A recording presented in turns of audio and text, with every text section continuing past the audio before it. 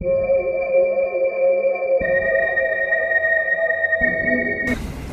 writing this from my friend's house, where I'm currently staying. Because of the recent events, I no longer feel safe at my own home or anywhere near its vicinity. Yet, whereas staying quiet would probably be the smartest choice right now, I still feel like I need to explain what happened, maybe saving some people along the process.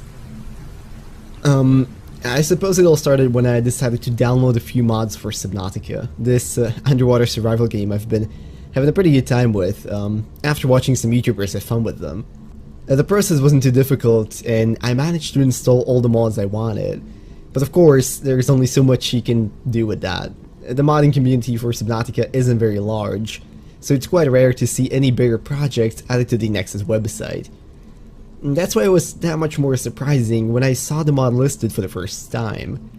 It was simply called NPC Survivors, with a short description that promised to bring few of the other lifebot passengers who departed the Aurora back to life as NPCs. Naturally, I was very skeptical.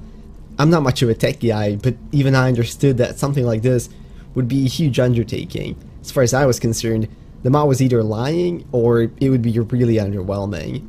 What further supported this was that despite being a few days old, it only had a handful of downloads, but against my better judgment, I decided to give it a go. I mean, it wouldn't be the first crappy mod I've tried after all. Now I should mention that I was surprised by the mod's size.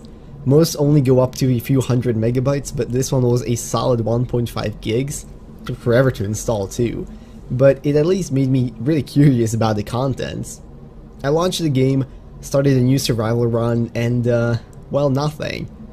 I went through the cutscene, got out of the pod, and everything looked just normal. That was mildly disappointing, but, well, maybe the survivors are at their life pods? Using some nifty console commands, I teleported myself over to a few and, again, nothing. What was strange though was that number 4 and 7 were nowhere to be found, as if the mod just removed them. Well, either way, I couldn't find anything, so after messing about for a bit longer, I quit for the day and went to bed. Next time I jumped in was a few days later, and of course, by that time I had completely forgotten about the mod. Having just thought of an amazing idea for a base build, I loaded it into the game and started working my way towards the Grand Reef. Everything was going just fine when something suddenly caught my eye. I mean, don't get me wrong, there's a lot of things in the game that do that, but this one really stuck out. I swam over there and realized what I'm looking at. It was a piece of a base, finished only about halfway, as if